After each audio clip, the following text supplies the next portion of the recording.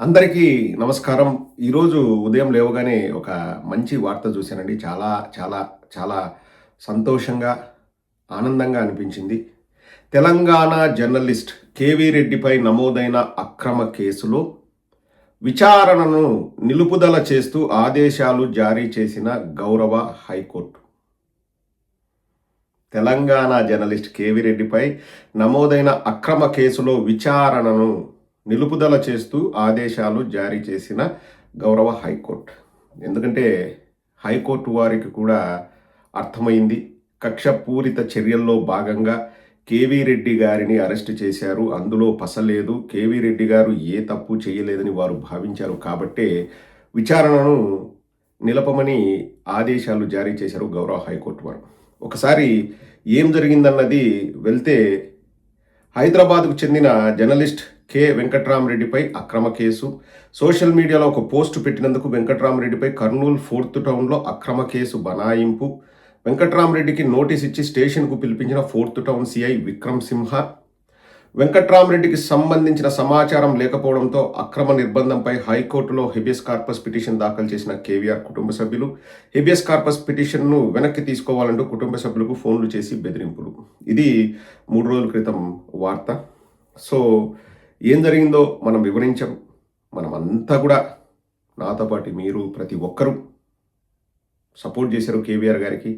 ఈరోజు మన అందరి సపోర్ట్ తప్పకుండా కేవీఆర్ గారికి, లేకపోతే ఎవరైతే అక్రమంగా కేసులు బనాయించుకొని ఇబ్బందులు పడుతున్నారో వారందరికీ కూడా బాసటగా నిలిచినట్టు అయిందండి. అఫ్కోర్స్ మనం చేసింది ఏమీ లేదు. మనం తప్పు జరుగుతుంటే ఇది తప్పు అని మన గొంతు వినిపించాం. మనం అందరం కూడా కేవీఆర్ గారికి సపోర్ట్ చేసాము. ఈ సందర్భంగా సోదరులు కేవీఆర్ గారికి ఎప్పుడు ఏ అవసరం ఉన్నా కానీ మనం అందరం అండగా ఉంటాం, మనం సపోర్ట్ చేస్తాం. పార్టీ పెద్దలకు ఈ సందర్భంగా థ్యాంక్స్ చెప్తున్నాను. అలాగే లీగల్ టీంకి, అక్కడ లోకల్గా ఉన్న మా పార్టీ నాయకులు ఎస్వి మోహన్ రెడ్డి గారికి, ఇతర నాయకులు కూడా ఈ సందర్భంగా కృతజ్ఞతలు తెలియజేస్తున్నాం. సోషల్ మీడియా టీంకి, అందరూ కూడా ఒక్క సెకండ్ కూడా ఆలస్యం చేయకోకుండా కేవీఆర్ గారికి వారు సహాయం చేశారండి. ఇప్పుడు మన పార్టీ వరకు వస్తే అండి, ఇది మా పార్టీ విషయం నేను మాట్లాడుతున్నాను. ఎవరైనా కానీ ఏదైనా బయటకు వచ్చేసి ఒకరి గురించి చెడుగా మాట్లాడడం, ఏదో వాళ్ళు చెడ్డ చేశారని చెప్పేసి ఆ చెడును వ్యాపింపడం ఇట్లా కాదు. కానీ నాయకులు లేకపోతే పార్టీలోని పెద్దలు చేస్తున్న మంచిని కూడా మనం చెప్పుకోవాలి. అఫ్కోర్స్ చాలా వరకు మన వాళ్ళు ఎవరికి సపోర్ట్ చేస్తారు, ఎవరికి అండగా ఉంటారు, ఎలా వాళ్ళు సపోర్ట్ చేస్తారు, ఎలా ధైర్యం ఇచ్చారు అన్నది ఎక్కడ కూడా డిస్కస్ చేయరు. కాబట్టి వాళ్ళు చేసే విషయాలు కూడా మరుగున పడిపోతాయి. ఈ సందర్భంగా కేవీఆర్ గారే స్వయంగా నాతో చెప్పిన మాటలు మీకోసం చెప్తున్నానండి. సజ్జల రామకృష్ణారెడ్డి గారు కేవీఆర్ గారికి ఫోన్ చేశారు, ధైర్యాన్ని ఇచ్చారు. వారు మాట్లాడిన తర్వాత చాలా విషయాలు డిస్కషన్కి వచ్చాయి. అవి వారిద్దరి మధ్య మాటలు కాబట్టి ఇంకా నేను అంతకంటే ఎక్కువ నేను చెప్పలేను. కేవీఆర్ గారు నాతో అన్నమాట, సార్ సజ్జల సార్ ఫోన్ చేసిన తర్వాత నాకు ఎంతో ధైర్యం వచ్చింది సార్, నేను ధైర్యంగా ఫీల్ అయ్యాను అని చెప్పారు. ఇక్కడ పార్టీలో కానీ, లేకపోతే పార్టీకి సపోర్ట్ చేసే వాళ్ళు కానీ, లేకపోతే నిజాలు మాట్లాడే వాళ్ళకి కానీ పార్టీ ఎల్లప్పుడూ సపోర్ట్గా ఉంటుంది. అండ్ పార్టీ బయటికి అన్నీ చెప్పదు, ఎందుకంటే కొన్ని విషయాలు చెప్పాల్సిన అవసరం కూడా రాదు.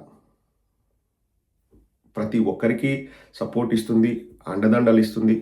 అండ్ పొన్నవోలు సుధాకర్ రెడ్డి గారు ప్రత్యేకంగా వారే చొరవ చూపించి కేవీఆర్ గారికి సపోర్ట్ చేయడం జరిగింది. అలాగే లోకల్గా ఉన్న లీడర్స్, అలాగే పార్టీ పెద్దలు, ఈ విషయం జగన్మోహన్ రెడ్డి గారి దృష్టికి కూడా వెళ్ళింది. జగన్మోహన్ రెడ్డి గారు కూడా చాలా సీరియస్గా తీసుకుంటారు. అంతవరకు అయితే నేను చెప్పగలను. ఇంకా ఎలా పార్టీ సపోర్ట్ చేసింది కేవీఆర్ అన్నది ఖచ్చితంగా భవిష్యత్తులో కేవీఆర్ గారే చెప్తారు. ఇక్కడ ఒకటండి, వాయిస్ వినిపిస్తున్న వాళ్ళ గొంతు నొక్కాలని చూస్తే అది ప్రజాస్వామ్యానికే అవమానం.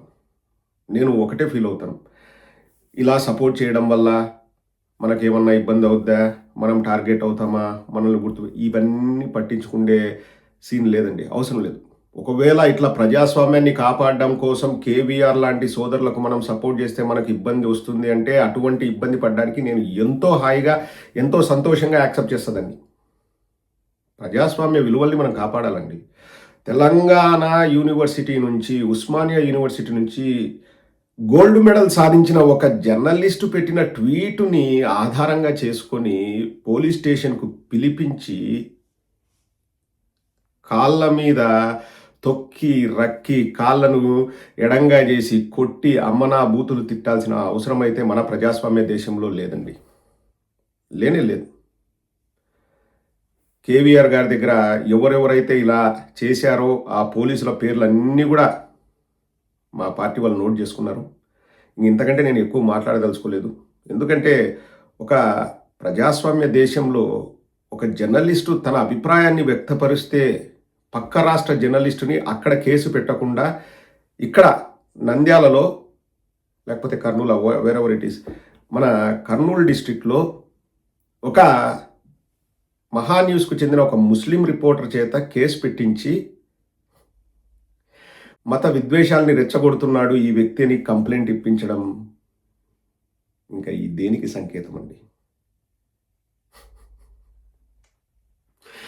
మత విద్వేషాలని రెచ్చగొట్టాడంట కేవీఆర్.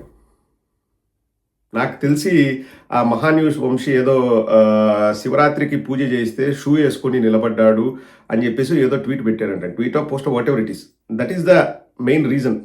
అక్కడ మహాన్యూస్ వంశీ అనేవాడు హర్ట్ అయ్యాడంట.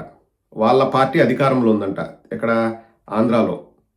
కాబట్టి కర్నూలులో కేసు పెట్టించి, చూడండి, కర్నూలులో కేసు పెట్టించి పిలిపించి కొట్టిస్తారంటండి. పోలీసులు ఏదో ప్రశ్న అడుగుతారంటండి ఎవరిని, కేవీఆర్ గారిని. సోదరుడు ఏదైనా సమాధానం చెప్పే లోపలే వై నోర్మయ్ అని చెప్పేసి ఇంకా అమ్మనా బూతులతో తిడతారంటండి. కాదు సార్, ఏదైనా ప్రశ్న అడిగినప్పుడు నాకు సమాధానం చెప్పే అవకాశం ఇవ్వాలి కదా. సమాధానం ఏదైనా చెప్పబోతుండగానే ఇంకా అన్నీ పైన కింద అన్నీ మూసుకోరా ఎర్రి అని ఇంకా తిట్టడము, అమ్మనా బూతులు తిట్టడం అంట. సార్ కొట్టడం కంటే ఆ బూతులు బాధించినాయి సార్ నన్ను అని చెప్పేసి సోదరుడు కేవీఆర్ చెప్పారు.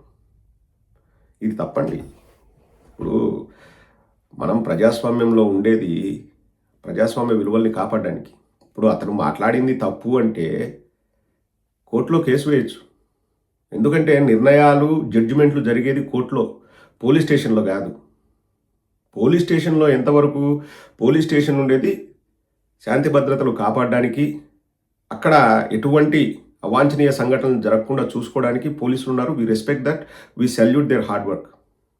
కానీ పిలిపించి కొట్టి లేని వాంగ్మూలాలు రాయించుకొని, లేకపోతే ఏదో తప్పు చేశాడన్నట్లు కలరింగ్ ఇచ్చి, ఇంకా వీళ్ళు పోలీసు వాళ్ళు వచ్చి ఒక పక్క పట్టుకుంటారండి. పట్టుకున్న వెంటనే ఇంకా ఎల్లో మీడియా అయితే ఇంకా ఒకటి వాని ఉద్యోగానికి ఎసరు పెడతారు, 2 వాడి వ్యక్తిత్వ హననం చేస్తారు, 3 వారి కుటుంబ సభ్యులను టార్గెట్ చేస్తారు, 4 రచ్చ చేసి ఒక 10 మందిని పిలిచి డిబేట్లకు వాళ్ళకి డబ్బులు ఇచ్చి డిబేట్లు పెట్టించి. ఇప్పుడు సపోజ్ ఎగ్జాంపుల్ చెప్తానండి, ప్రదీప్కి ఇటువంటి సంఘటన వస్తే ఇంకా నెక్స్ట్ 3 రోజులు ఎల్లో మీడియా ప్రకారం ప్రదీప్ అంత చెడ్డవాడు ఈ ప్రపంచంలో ఉండడు. ఇంకా ప్రదీప్ చేయని తప్పులు అంటూ ఉండవు ఈ ప్రపంచంలో. ఆడవాళ్ళతో తిరిగినాడంటారు, లేకపోతే క్యారెక్టర్ మంచిది కాదంటాడు, మారక ద్రవ్యాలు అంటారు, లేకపోతే బెట్టింగ్ అంటారు, ఆ ఆరోపణలు ఈ ఆరోపణలు అంటే ఇంకా ఉన్న ఆరోపణలన్నీ వాళ్ళ మీద వేస్తారు. వాళ్ళకు ఆ ధైర్యం ఎక్కడి నుంచి వస్తుందంటే, ఒకటి మేము తెలంగాణలో ఉన్న మీడియా అయినా మాకు ఆంధ్ర నుంచి చంద్రబాబు లోకేష్ సపోర్ట్ ఉందని ఒకటి. రెండోది మేము ఏం వాగినా ఎవరు పట్టించుకోరు అంటే ఏంది, ఎవరు కూడా అరెస్టులు చేయరు అన్న ధైర్యం ఒకటి. ఎందుకంటే డైరెక్ట్గా కేటీఆర్ గారికి ఒక హీరోయిన్కి రంకు అంటగట్టి దరిద్రమైన తమ్నేల్స్ పెట్టిన వంశీ ఫ్రీగా తిరుగుతున్నాడు తెలంగాణలో. ఒకసారి అర్థం చేసుకోండి. వాళ్ళకి ఆ అహంకారపూరిత ధోరణి బాగా కనిపిస్తుందండి వాళ్ళల్లో. ఇదే జరిగేది. ఇదే ప్రజాస్వామ్యబద్ధంగా ఎవరైనా మాట్లాడినా కానీ ఒక జర్నలిస్ట్ అండి, ఇంకా ఆయనకు తెలిసినంత ఎవరికి తెలుస్తుందండి ఎలా మాట్లాడాలి, ఎలా మనం మెసులుకోవాలని.